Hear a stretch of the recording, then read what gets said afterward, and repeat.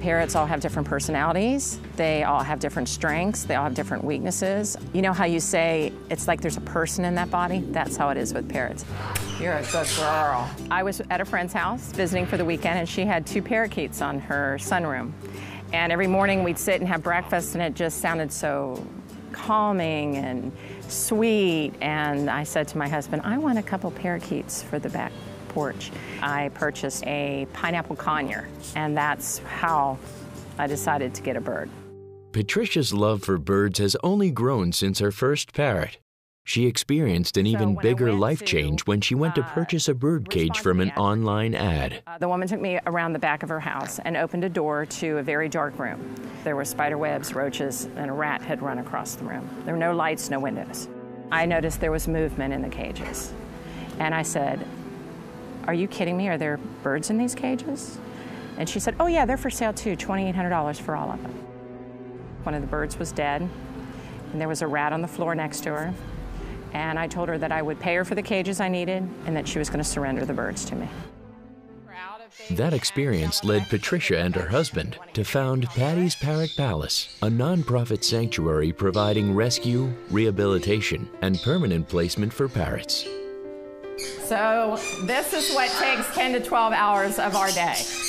This is just one room out of 3 that we have the parrots located in. We foster the birds here at our home. We have approximately 60 birds, and they're all of different parrot species. This is Treasure. She was born with a deformed foot. She's missing a toe on her right foot. I saw the possibility of her going through a breeding facility, and so I took her from the breeder, and she came here first, and then Neo joined us later, and Neo came from a gentleman who was a pilot, and when the economy got back, he had to go back to work. So Neo came separately, and they chose each other. They're in a double cage, and they'll go into flight together. It's a lot of work.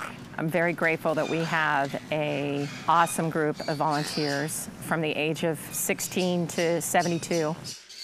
Duties include helping with the cages, changing paper, giving them fresh water, feeding them. Everyone loves the feeding part. And then they get baths on Saturday, all 60 of them. Come on, Popeye.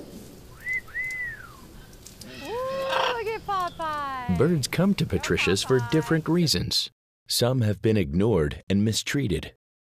Some have been surrendered when their owners can no longer care for them. People think, oh, it'll talk to me. I can put it in a cage and walk away. Well, they will talk to you, and you can put them in a cage.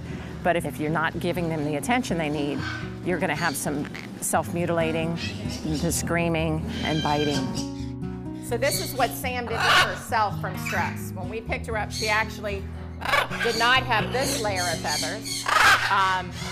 She will never get this back because she's destroyed even the follicle. Patricia also teaches would-be parrot owners what it takes to care for their pet.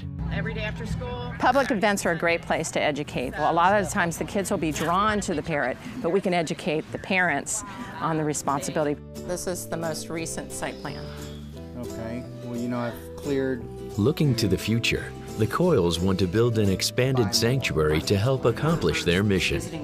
Our plans now are to develop flight aviaries for the birds, let them go back to flight, which we believe is one of their biggest desires, and to let the birds live their life out in the sanctuary. Come here, Popeye. Hi. I know this sounds kind of strange, but I understand them. They're like children, and I love working with children, and I love animals, but they're very bright, and I see them for more than what people see them for. And he does the French kiss, huh, don't you? See full episodes of One Central Florida the first Thursday of each month at 8 p.m.